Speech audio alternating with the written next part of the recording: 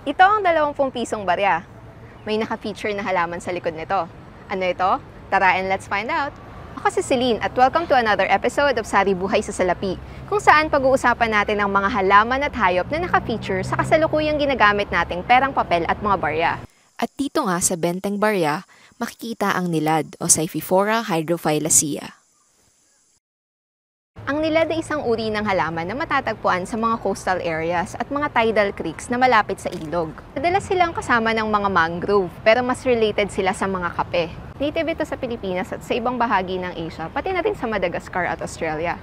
Popular ang theory na galing sa nilad ang pangalan ng Maynila.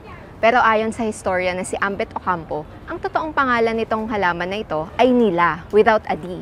Kaya nga Maynila o Mayroong Nila.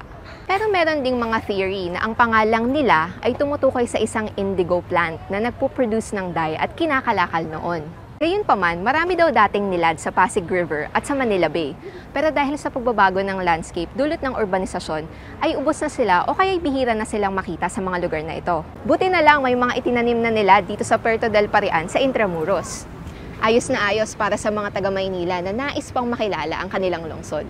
Ayun, that's it for this episode of Sari Buhay sa Salapi. Ako si Celine and support my work by sharing this original video and not grabbing it without permission. Kita-kits sa next video! Bye-bye!